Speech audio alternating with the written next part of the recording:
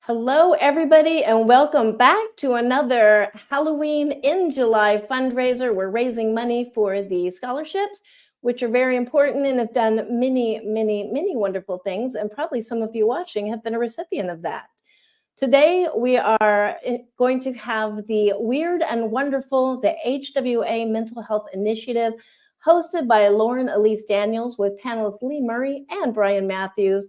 And this is going to be an awesome, awesome, awesome panel. And with that, I turn it over to you guys. Thank you all for doing this. Thank you, Angela. Thank you, Angela. Thank you. And welcome, everyone. Thank you for tuning in today to join us for the Weird and Wonderful, the HWA Mental Health Initiative. I'd like to ask Lee and Brian to introduce themselves. First, maybe Lee, you could start us off. Thank you, Lauren. My name is Lee Murray. For those of you who are watching who haven't met me, I'm an award-winning writer and editor from Aotearoa, New Zealand, and I am the current co-chair with Dave Jeffery of the HWA Wellness Committee. Unfortunately, Dave can't be with us today. He's unwell, so we're sending our love to you, Dave, and very pleased to be here. Thank you. Hi, I'm Brian Matthews. Besides being a writer, I'm also a trustee of the Horror Writers Association. I've been known to organize a StokerCon or 2 or 3 or 4 over the years. During the daytime, I'm a financial planner, but I actually have a graduate degree in clinical psychology, and I was a practicing therapist for about 20 years before changing roles. And I'm also a member of the Wellness Committee for the Mental Health Wellness Committee, along with Lee. Thank you. I'm Lauren Elise Daniels. Ellie Daniels is my pen name. I'm an editor. I've been in publishing for, 30 years now. I'm also an author of a novel, Author Craft Books. I won an award as a poet. I've got a poem in the Australian Shadows at the moment, and we'll talk about that a little later, but I'm just pleased to be here and to be your moderator. First, let's start with you, Brian. What exactly is the HWA Mental Health Initiative? It is an initiative that the Horror Writers Association started to raise awareness among writers and readers of the accurate and respectful portrayal of mental health in horror literature. Could be, we're basically writers, but it could also be film, and an effort to expand that awareness on how to treat the issue respectfully in your writing, accurately. We have, which we'll go into a little bit more detail later, a notable works section, which allow, you can go into and you can look at, these are works that we feel accurately portray mental health, and you can learn from them more than what we're just talking about, but you can learn from them on how other writers have succeeded in accurately portraying mental illness and mental health, because they're two sides of the same coin. We've seen some major shifts in publishing regarding exactly the portrayals where, the old villains are now, those tropes are being broken, and we're seeing heroes who are contending with mental health issues. So it's a massive shift in the industry. Lee, can you tell us how the Mental Health Initiative came about? Yeah, I think I think Brian covered it very well, but it is an intent to do better, within the horror genre, because we have notoriously been quite poor at representations of mental illness in horror. And so I think it was maybe 2018, 17 or 18. Jim Chambers reached out to some of us around the May Mental Health Month in the United States, and said, hey, we're thinking that this could be something we should be addressing. And at the time, John Palisano was our president, and he was very, very driven on the subject and thought it was something that we needed to be addressing. So James reached out to a few of us and said, well, let's just start with this Mental Health Month and see what we can do. And he collected some essays from a number of us, and I was lucky enough to be invited, and I reached out to my colleague Dave Jeffery in the UK, who is an author himself of horror, and he also has had 30 years experience in the NHS advocating on mental health issues, and so he was a perfect person to speak to about this. His own work addresses many of these issues, and so Dave and I wrote an essay for that, and that particular essay series was very well received by the HWA. And then the pandemic hit, and various other things, and so we it just kind of went on the back burner, and those essays kind of got filtered down through the blog, and so what it's like. It's like yesterday's newspaper, you don't see it again. And we thought, well, hang on a minute, we started some good work here, and it's maybe time, especially coming out of the pandemic, to do a bit better, because we were all thinking about mental health, and how can we sustain ourselves, and we were all reading during the pandemic. We were all consuming so much, and I mean, I think zombie fiction, which is of course pandemic fiction, was one of the most consumed form of entertainment during that period. So obviously mental health issues have been top of mind for the last few years, with so much going on in our world around us. And so kind of, I think it might have been Jim, or perhaps it was Brian. I can't exactly. I think they're both pretty good at press ganging people, having worked on the StokerCon committee. A little bit, yeah. So they reached out and said, okay, come on, you people who did the original essays, we should be doing better. And John Palisano was right behind this. He was also part of that press gang, and said, look, maybe we should be looking at rolling out something else. And they sort of pointed the finger at this group and said, what about it? And I just took a step back to no. Too much work. And I also, have my own struggles with anxiety and depression. I thought, really, am I the right person to represent this? I don't have a clinical background or any of these sorts of things. And then, no, but, you're asking busy people. That's how these things happen, isn't it? You ask busy people. So I said, nobody put their hand up, and I thought, well, this is too important to let slide, especially when there was so much, impetus coming from the leadership in the HWA, which said there was going to be good support for it. So Dave, I kind of press ganged Dave and said, I don't want to do this on my own. Will you come and help me? And then, of course, all of the others in that group said, well, we'll back you up. If you come and do this, if you would be co-chairs, we will support you and we will help you. And it's a fantastic group, and they have great ideas, and they've had to rein us in with the scope of it, because it's a big topic, and there are lots of ways we could take this. So we rolled out the initiative with just a few, the things we could manage, small things, which we hope will make big impacts and spread our messaging and go further, so we can do better. So that's kind of how it came about. Lots of press ganging basically is the key thing. You hit on some points there, and I wonder if we can expand a little bit. Let's talk about the aspects that are developing. So the committee, the initiative, holistic horrors. Brian, do you want to talk about the different avenues you see developing from this initiative? Sure. I think at the very beginning, if memory serves, Jim Chambers and I actually put in a panel called Hope and Horror at StokerCon. I believe it was in Denver. I think it was actually, no, it might have been the virtual one. It was in Rhode Island. Was it in Rhode Island? Oh. I know because in Providence. Yes, I know because I pitched it, and okay, all right. and I think you were on it. I've been on all of them, but yeah, I can't. It's been so long, I can't remember. It was a fantastic panel. It was very scary, but yes. Yeah, and well, again, we had actually two mental health panels in Pittsburgh.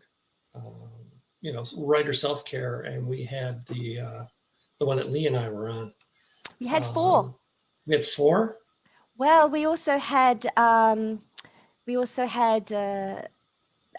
mental health and addiction panel.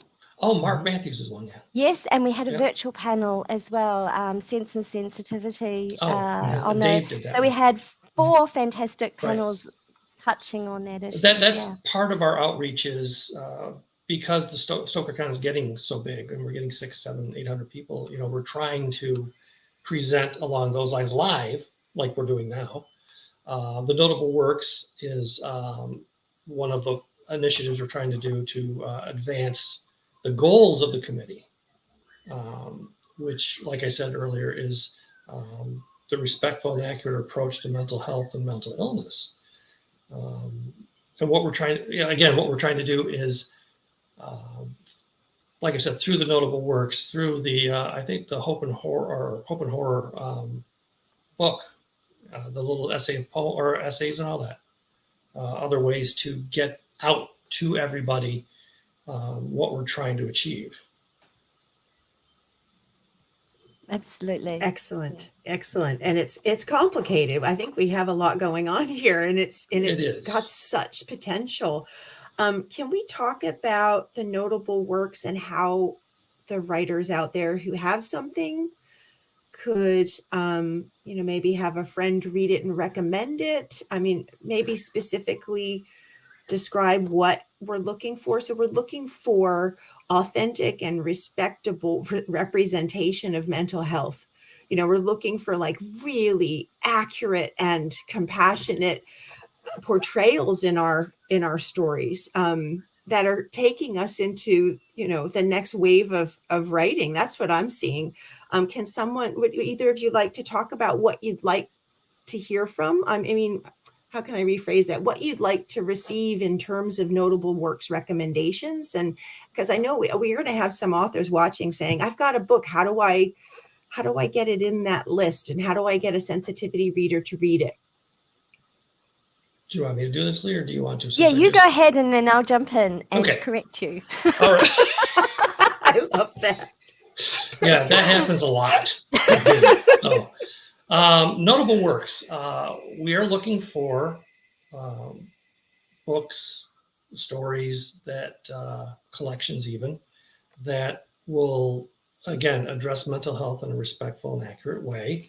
I even have a visual aid on our first one we did, which was Whale Fall by Daniel Krauss. Some of you may have heard of it, as it was released on Tuesday, and as of today, it's in its 4th printing. It's been wildly successful, and Daniel does a phenomenal job. The main character, the protagonist, I'm not going to give away the story, but has issues. And Dan just doesn't say person has issue. He goes back and he explains the multi-factor approach to depression, anxiety, survivor guilt, self-consciousness, hopelessness, helplessness. It doesn't come from one source. It comes from educational sources, socioeconomic sources, parental, familial sources. And Dan goes in and explores all of that. And very respectfully, and for the writers out there who are listening, characterization is wonderful. You want to talk about getting into your character's head, Dan does that with Whale Fall. So if you have a book, or you know of a book that you think might fit, that breaks the Michael Myers trope or the Freddy Krueger trope or something like that, write up a review, send it in. We have an email. Do we? We have a submittable, Brian. Submittable portal. Yeah, so you can, and all the guidelines are there. Yep, the guidelines are there, so you can write up a review, submit it. You can't submit your own work. You have to have somebody else submit it. And then it comes to us, and then we assign some readers from the committee, sensitivity readers, that will read the work and make sure that the review accurately portrays what's in the book. And then if it all meets the guidelines, then we will put it up on the website. And if you just type into Google Notable Works Horror Writers Association, if you're a member, should take you right to the site where we have them listed out. There's a half a dozen or so at this point. That might be a good start for you to go and look and say, okay, these are ones I can read. These are going to teach me a little bit. I think personally that that's one of the best initiatives that we have on the committee and in the HWA. And Angela just put it in the chat on how to find it. Angela. Thank you, Angela. Yes, that's right. And it's actually, if you just go to the HWA Mental Health Initiative, you'll be able to find all those links. And I think you're dead right, Brian. I think it is an extremely important initiative. And one of the things I think is that we're all looking for ways to do better as horror writers. And there are so many examples of it done badly. And what we're looking for is, how is it done well? And so this is an opportunity for our members who are looking critically at works and reading widely, because we do as part of our process for writing, as we read widely in our genre. And when they see something that really resonates for them, for whatever reason, why has the author done a good job? Have they been really intensely in the head, using a very close POV? Have they used metaphor and poetry in order to reveal a mental illness in a fresh way? Have they used their research? Have that, all of the kinds of tools that we would use to do a good job, and their own personal experience, how has that impacted them personally? Did they find some solace in this piece of writing? And then if they want to put that in just a 500-word review and send it in, then we'd be really pleased to see it, because those good examples are what we're looking for, isn't it? That's how we learn and do better and apply those same tools to our own work. And Lauren, you're part of the sensitivity reading panel, and that's been such important work. So do you want to talk a little bit about that? We've also reviewed Lauren's incredible Serpent's Wake, which is just a beautiful, beautiful study of PTSD. And there's an interview with Lauren on our mental health initiative on the blog, the Holistic Horrors blog, and there's also a notable works review of Serpent's Wake up by Dave Jeffery in the notable works. Yeah, but can you just talk to us a little bit about being part of that sensitivity, because it's quite a big task being involved, and there's a lot of, I feel like there's a lot of responsibility being part of that, because we want to tread softly on people's dreams, don't we? But we also want to improve our practice. First, I have to thank Dave Jeffery for reading Serpent's Wake and for giving it such a generous review, because that was a book that I wrote for people who know PTSD or complex PTSD. And it was a 30-year kind of project. I'm not kidding, where the seed was planted, but I didn't have the courage to write it. And then it took me 7 years to include multiple perspectives in that narrative. So Dave received it and he understood it, and it's not for everybody. But when it does touch the right kind of reader who knows things, about this experience, the response has been incredible. And so for Dave to put it on the notable works, I almost hesitated to mention it because it was so overwhelming to see it received that way. He got it on every level. So I have to thank him again for that. And I think that does highlight the idea, if you've written something where this condition or issue or struggle so intimately, and you've framed it in a way that you just know other people will get it. That old C.S. Lewis quote, where we read so we don't feel alone. If you've done something like that, that comes back to you sharing your work with us so we can help just frame it for you and place it for you. And as a sensitivity reader, I think I was involved in the Whale Fall reading, which I couldn't love that anymore. I was only going to start it because I had so much on, and I ended up devoting my entire weekend to it. I'm like, don't talk to me. This is incredible. And it was that, again, that what Brian had said about complex background behind mental health issues, where it's not, oversimplification is not acceptable in publishing anymore. We're wanting more from our experiences of reading these stories. So cycling back to sensitivity reading, I know there's so much to talk about. Yeah, it's a big topic. when it was presented as a story, can we include this?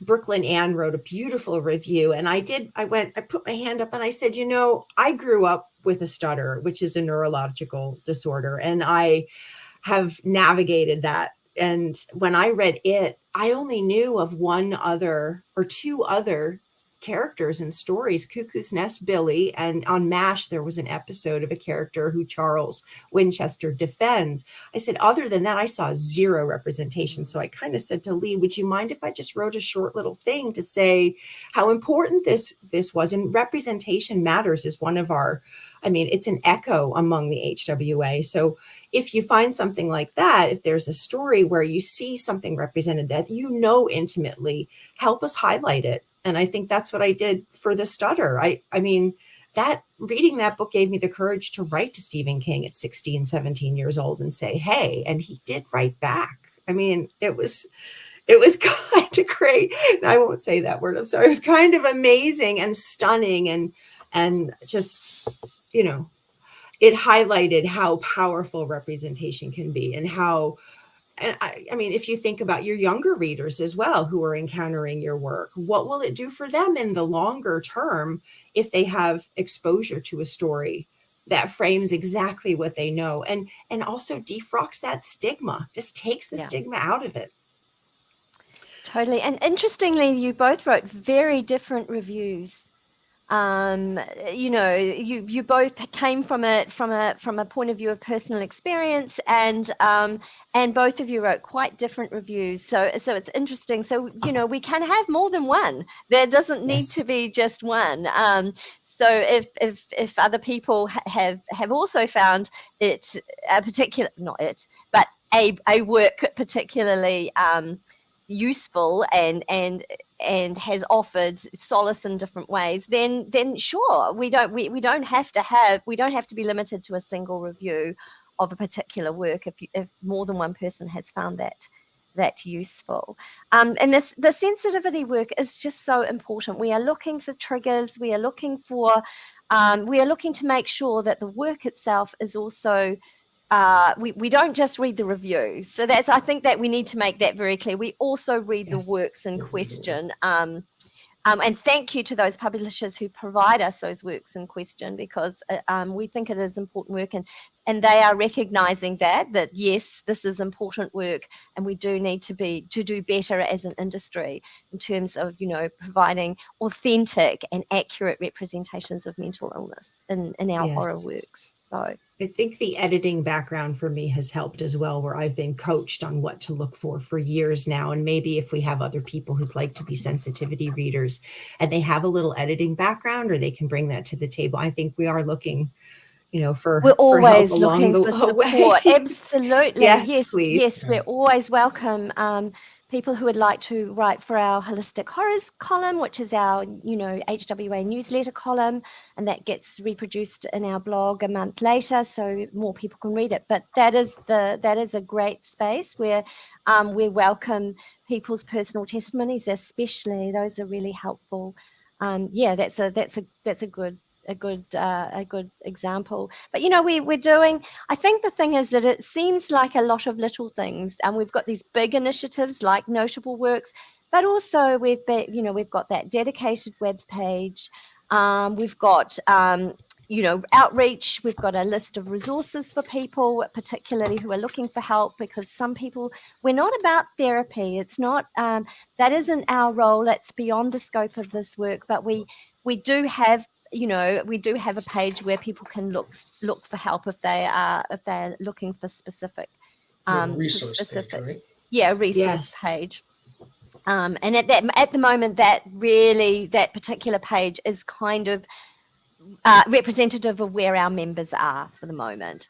But also, there are lots of blog posts. There's also of Horror and Hope. So maybe we can talk a little bit about Of Horror and Hope. It's a booklet of reflections and poems and fiction on the HWA website. It's free to download. It was edited by myself and Angela Rico-Smith, and it includes a beautiful poem by Lauren. And do you want to talk about that, Lauren? Because it's currently nominated for an Australian Shadows Award. And tell us about your poem, because it's a stunning poem. Thank you. And maybe this can also lead to some of the points we want to make about authors and mental health and resources and tools and the challenges that writers are facing as well. Of Horror and Hope, when that submission call came out, my lovely friend Genevieve Flynn put the call in front of me and said, "Hey, you should write something for this." And that just highlights how important our community is. Once again, I'm going to keep underscoring that. And I wrote a poem about night terrors because it's something I've had for a long time. I don't remember when I didn't.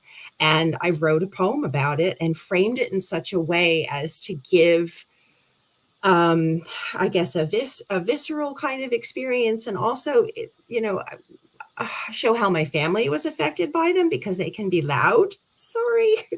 And to just share it, and maybe again have that experience where a reader reads it and says, "Oh, that's what that's called," or "Oh, that's what I'm dealing with." And certain things can spike it, like news reports about the war going on someplace, or stressors at work or something. So I wrote Night Terrors. It is up for an award, and it wasn't something that I would have stepped forward and said, here's what I contend with. So Of Horror and Hope gave me courage to try to put something together. And I saw Greg Chapman's cover and I thought, that's gorgeous. I'd love to be involved in something like this.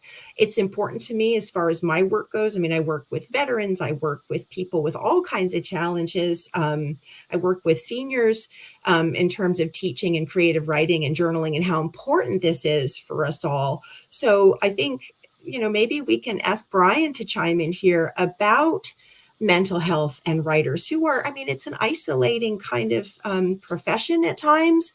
And can you share some tips for the listeners? Well, of course, yeah. Writing is very lonely. You sit in front of your computer for hours, or even an hour, day after day, and it's lonely work, and you've got that person on your shoulder going, "This is crap, this is crap, this is crap," while you're writing. Yes. So it gets to be depressing. It gets to be that imposter syndrome issue. So it's obviously very important to balance out your life. Make sure for as much work as you're putting in, you're getting activity, you're talking with friends and family, you're getting enough rest, you're getting enough exercise. I can't emphasize exercise enough. Just going for a walk, even clear your head. Matter of fact, I sometimes work with writer's block. Your subconscious is still going through, and while you're doing something different, there's a certain plot point or a certain character issue, the solution can pop in. But exercise and diet and sleep, oh my goodness, sleep, something none of us get very much of. But it's important to treat yourself well as treating your reader well. Because if you don't treat yourself well, your reader's not going to read anything that you write, because you're not going to be able to write. So the main tip is balance. This isn't therapy. I'm not trying to tell you what to do, or this. Everybody's got their own situation and should seek out whatever help they need or want. But yeah, it's mainly a balance. We are all alone, and until we get together at a convention where we can all commiserate together about everything, it is important not to isolate yourself. It is important just to make sure you're getting all of the different aspects of your life. You've got to be happy. You've got to be well-rounded. That will help you focus enough to do the writing that you want to do. And you should think about that for your characters too, to be honest. They have to have real reactions. They have to have real effects on stress, like Lauren said, with post-traumatic stress disorder. So you treating yourself appropriately will help you learn to write how your characters should be treated appropriately. I love that you mentioned imposter syndrome, because it was at StokerCon where I heard several people say, "I can't believe so-and-so admitted to imposter syndrome." And I thought, oh man, we've all got it. We've all got it. And isn't that wonderful to have that outed?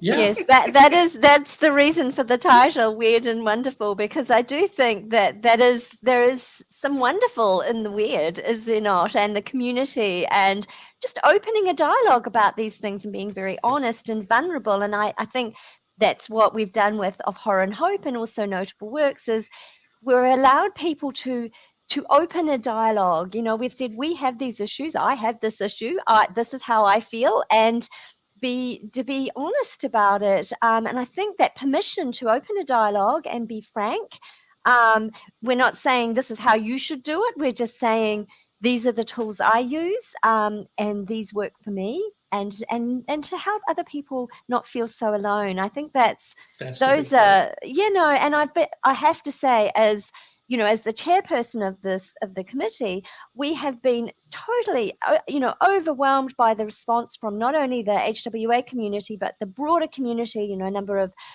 horror sites have supported our work. There have been a number of universities and networks who've come to us and said, we're interested in what you're doing. This is important work. This is the face of progress. And I think all of us agree that there is we are also lonely in this process, and so anywhere we can find connection and support, which is what we do with horror, isn't it? It's the most primal thing. Fear is the most primal, sensation, feeling, and the long-term effects of fear are the things that manifest in our mental illness often, even your physical illness. Exactly. So which is why we come under the umbrella of the Mental Health Initiative, comes under the umbrella of the Wellness Committee for that very reason.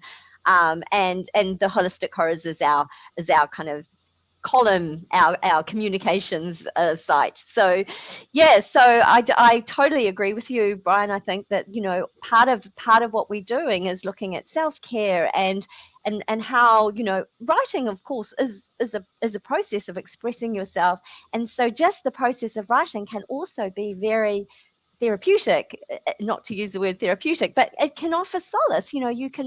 Your characters can find a way through, then maybe there's a chance for the rest of us to find a way through and at least see some hope at the other end. And I think that was the whole point of horror and hope. But one of the things I wanted to also say was at the StokerCon, we also had Cynthia Palaio put out this absolutely gorgeous StokerCon, conference booklet, but she was very kind enough. She was kind enough to include our mental health charter in the back of the book. I'm just trying to find it. So here it is. It looks gorgeous. Oops, yeah, there we go. And this is work that we didn't expect to be doing. So as a result of all of the work, the various initiatives, the various activities we were doing in the rollout of the Mental Health Initiative, we realized we needed some kind of guidelines. Like sensitivity readers are saying to us, well, what are we looking for? What are the criteria? What makes a notable work? What makes, what kind of work are you looking for in Of Horror and Hope? And we realized that we didn't have those guidelines. What was the intent of our initiative? How could we articulate that in a way that people understood it?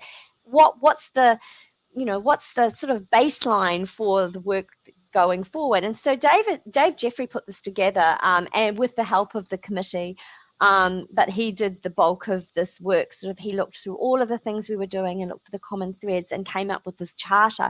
And I've actually got this printed out, this charter, and I've been using it in my own work when I've been assessing works, when I've been writing blurbs for colleagues, when I've been, working with mentees, to be aware of, what we want to do better. And those guidelines have been extremely helpful. They're on the Mental Health Initiative.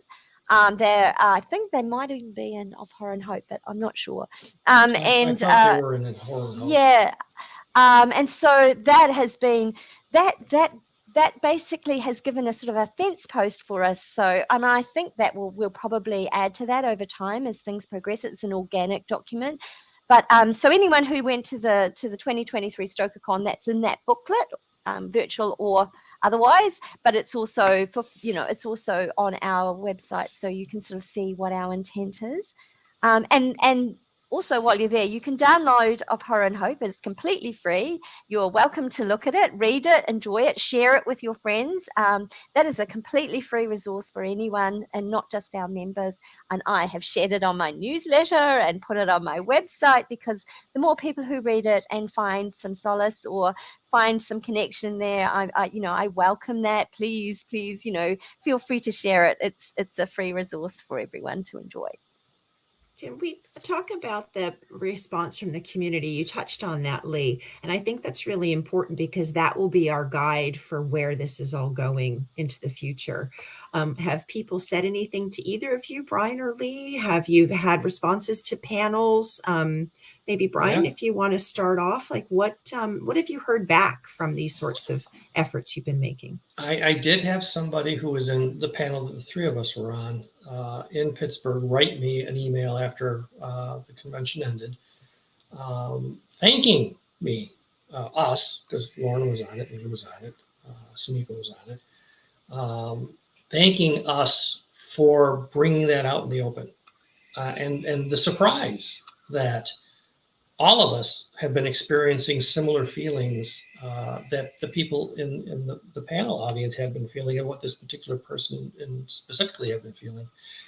And just a general feeling of gratitude. Like, again, like Lee had pointed out, I'm not alone. I'm not alone when I feel anxious. I'm not alone when I feel depressed. I'm not alone when I've got that imposter syndrome nagging at me. When I see everybody else going through the same thing, it's normal. Feelings are normal.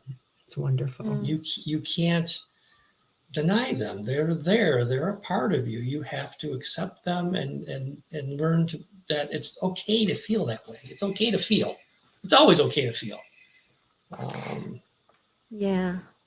I want to thank Brian, actually, and James and Angela Eureka Smith, who's also on our committee, who is a board member of the HWA. What I really want to say is I want to thank the leadership of our community for recognizing the value of this and the need for it. It was Brian who took on that very first panel, and I was terrified to pitch it. I just did not know how it would be received. And I tell you what, I was panicked. I was completely panicked. I mean, I knew I had these wonderful James Arthur Anderson and Eric Gignard and Brian. I think Leslie Klinger. We had some, fantastic, talk. They were able to talk about Stephen King and his own issues. And so, it was a fantastic panel. I was completely full.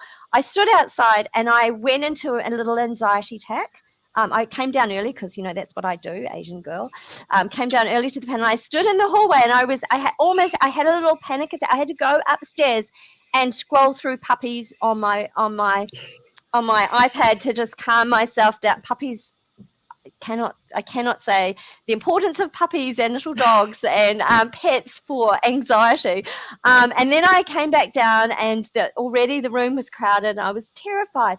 But, the fact that the StokerCon committee gave me a venue and allowed us to open the discussion. And since then, there have been panels on all of the StokerCon events, and then further, it's been broader. I think FantasyCon had one, and ChillerCon obviously had one. And there are a number of other organizations, exactly, who are really embracing this idea. So thank you to those festival leaders and our community leaders who are recognizing the need and getting behind it and giving us, a place to open, to talk about these things, which, I think that's part of it, isn't it?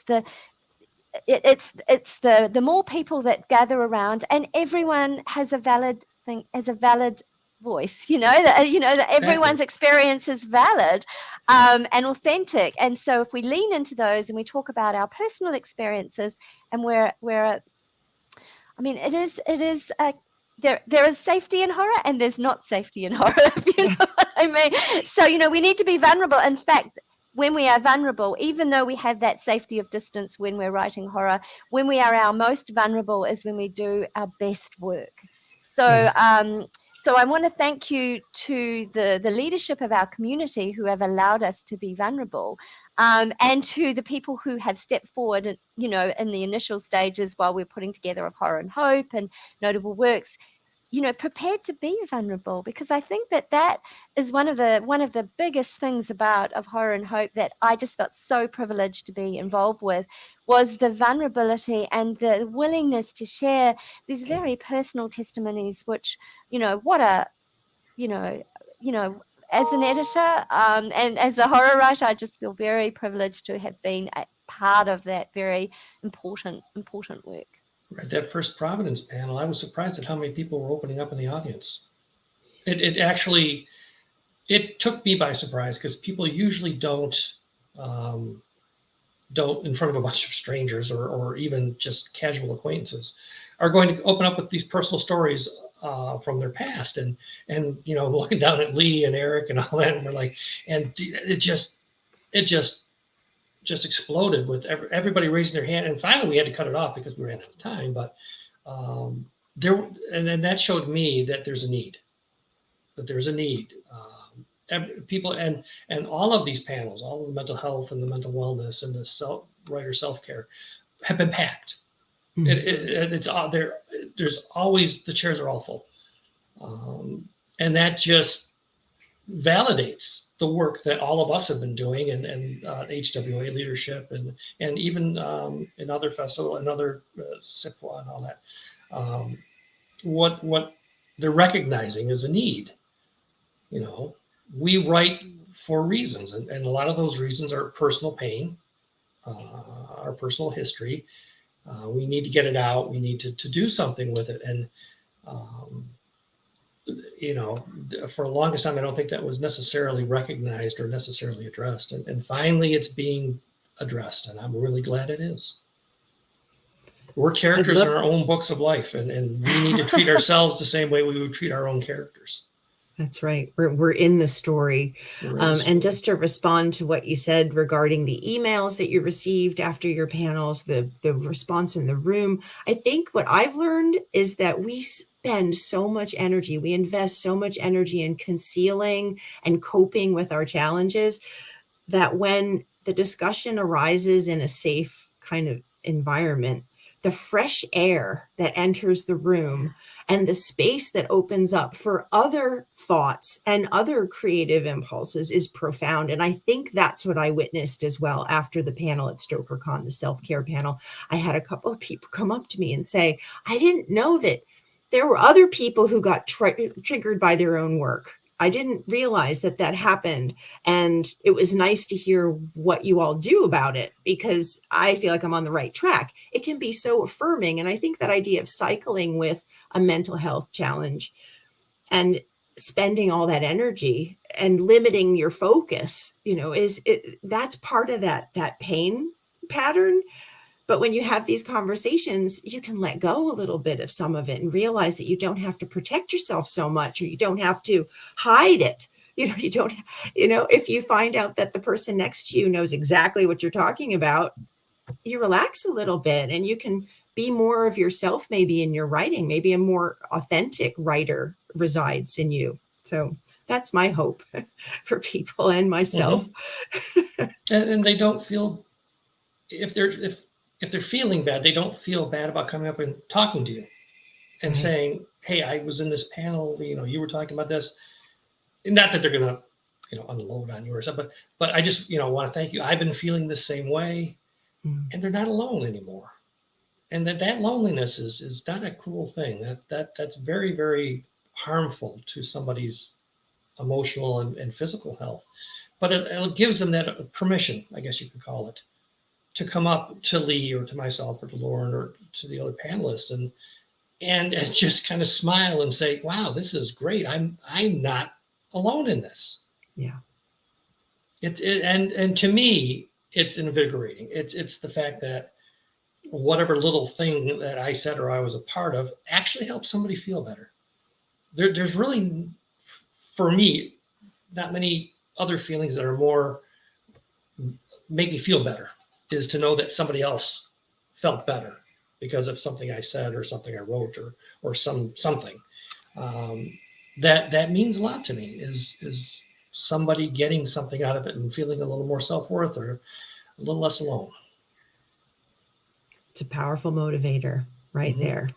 I'm on board. I got you. I'm waving.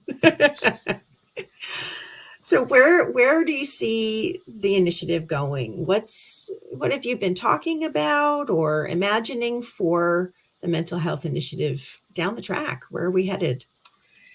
I think Lee's going to do a Broadway play on it, because she doesn't have enough to do already. Well, it's really interesting because Brian, that first panel that we did, you recall I wrote an essay about it for a book called Headlands, New Perspectives on Anxiety. It was a New Zealand work by creatives, in fact, filmmakers and writers and poets. And that particular essay was picked up by a producer and is now the subject of a short film. For families, Excellent. a dark fantasy. So it's not in production yet, but Broadway play. I mean, I think that the more that that works that are that shine a light on this are picked up in other media or on other sites and talked about what the world's our oyster. In terms of the initiative, it's really hard. It really depends on who steps forward, and obviously we're just a small group, and we're all working really hard to do things of value. So we want to put our energies where people in our community find that they're getting the most out of them, and we're getting responses to yes, please, to more panels. But not everyone can go to a panel. So yes, please, to the panel report, so we can just get an understanding of what tools, what was said, who's talking about these issues, so that we can read them. Notable books, I'd love to see that just explode. We've got space. We could have 100 books up there. At the moment, we've got 6. We've only just launched it a few months ago. I'd love to see more involvement from our community. What works for you? What is a good exemplar, so that we can study it and improve our own practice. I mean, as writers, that's the thing, isn't it? It's why we go to conferences and workshops, is to improve our craft and write the better book. Really, I'm looking forward to hearing from our community. They can reach out to us. They can send us an email to either myself or Dave Jeffery or anyone on the wellness committee, or just send it to the director, who will pass those emails on to us. We're interested in hearing from the wider community. We're very happy to come and talk to you about what our hopes are in terms of horror media going forward, and how we can do better at representing mental illness in ways that are authentic, accurate, compassionate, and don't do harm to people with mental illness in our community. So I think the world's our oyster, in so much as we've got energy to do things, and the HWA trustees will say, okay, Lee, you can do that. Because mostly they're saying, no, Lee, we don't have the capacity for more of that on the website. But, I mean, if our members want to come forward with ideas of things that we could be doing that we can manage, that are manageable, that, it's baby steps. We just want to do everything well. We don't want to do a lot of things poorly. So that's right. We want to offer quality programs that are really going to give our members insight, and, because we're a writing organization. So at the moment, we're focusing on writing rather than film, but we're hoping to reach those things, because the first part of any film, for example, is the writing. So of course we're going to reach those places. So I really think the scope is up to our members, and also the wider community, who can reach out to us and say, hey, these things are possible if we did this. How can you help us? We'd like to do it, or can you take this on? And look, if we've got energy and we've got resources, and there is a way we can move forward, we'll do what we can do. So it's really up to our community to come forward. If you want to be a sensitivity reader, you just might want to get involved, be on a panel. There's lots of opportunities. Festival organizers can call us. if they're looking to do panels on horror and mental health, and we will look at their panel blurbs and sensitivity read those for them. And that's actually quite a good resource to make sure that your panel is going to also address these things. We're sending our charter everywhere because it's such a great guideline, Dave. Thank you for all the incredible work he's done on that, because it's a small piece of writing, but it is extremely powerful in terms of those tenets that we believe in and we hope will move us forward. So I really think, and I know I'm a little bit on a soapbox here, but I really think that this is such important work, and we are open to hear that it's a dialogue. It's organic. We are open to hearing from all of our members and beyond about what they would like to see going forward. That's wonderful, Lee. Thank you. I think it's evolving, and it'll continue to evolve and change with publishing, which has changed so much just in the last few years. So very exciting. And I'm happy to be on board to help. It's wonderful. We're very pleased to have you, Lauren. Absolutely. Thank you. I think we also need to mention the scholarship fundraiser, and that there are free copies for those who pledge or donate $50 US or more of Other Terrors, which is a tremendous anthology. Fantastic anthology. It's one of the most beautiful anthologies I've gotten my hands on in quite some time. So please, if you don't have your own, this is a great way to get one. And you don't have to donate $50, obviously, but that you do No. look for that. But any amount that would help. This goes to fund the different scholarships that the Horror Writers Association has. And a lot of people have benefited from these scholarships. I think we're at, last time I looked, $3,100, which is fantastic, but we're looking to go more. And Yes, so if absolutely. $5, $10, $50 gets you a book, $100 we would probably kiss you. Maybe not. Maybe not. Boundaries, Brian, boundaries. Oh, there you go. That's right. They wouldn't feel alone. But no, there's a lot of good for underrepresented and marginalized writers and children in libraries. And I mean, there are a sundry amount of scholarships that do a lot of good, and any little bit helps. But the Other Terrors anthology is simply phenomenal. I mean, probably one of the top 3 that I've ever read. And you can get it and it's a tax-deductible donation in the United States, because the Horror Writers Association is a nonprofit organization registered with the IRS. So it's fantastic. I think Vince and Rena did an incredible job bringing together a wonderful, group of writers, entirely progressive. It's extremely powerful work, and it's been award nominated, and I think it's got a library commendation as well. I think it's done very, very well. So we're super proud of them, and thank you to William Morrow for donating those books for us to support the HWA scholarships, which are vital, just totally vital if we're going to, have a vibrant and community going forward. These are our emerging writers who are going to be doing special things in the future. So please support them. I think it's just a hugely important initiative. So just slightly below ours, but okay.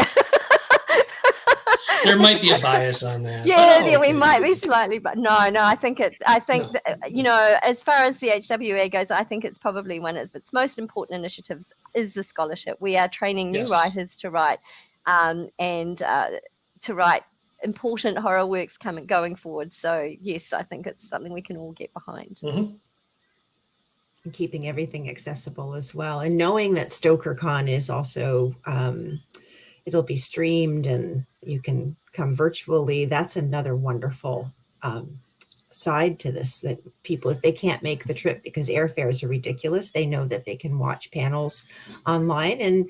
And maybe also this is a good time to mention that for StokerCon San Diego, if people have ideas for any panels, that they'd like to see or they'd like to moderate or participate in, maybe they can start thinking about any mental health issues that they'd like to unpack. I mean, when those links come up and those discussions start, it's just good to start thinking about the them con soon. chairs will be sending out a link to a Google form where you'll be able to put in ideas for panels, list if you would like to be a panelist, do you mind being a moderator?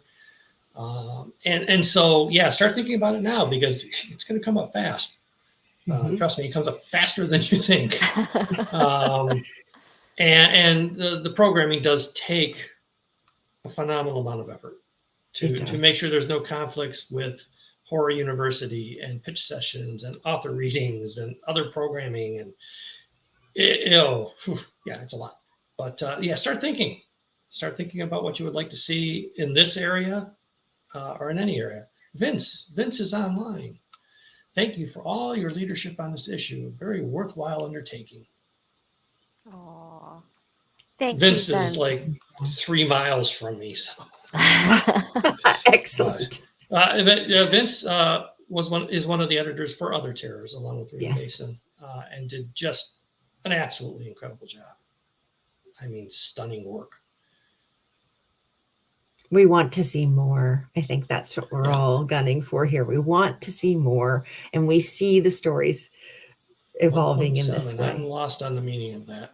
So I'm not sure how you're doing that. So my hat's 1.7 off. miles. He looked it up. 1.7 miles. All right. However many kilometers that is. But. Fantastic. All well, right. If there are any final comments or anything else you'd like to suggest to members, now's our chance. I'm going to say, click into Notable Works, have a look and see if you've read something that you'd like to review and share with us. That would be fabulous. And I'm going to say congratulations to Lauren and good luck for the Australian Shadows Award, because it'd be very nice for our Horror and Hope to have an award attached to it. We would be very pleased with that. I'll try my best. But also, I hope more people will read your beautiful poem, which was one of the first ones I sort of said. I remember saying to Angela, we need this one.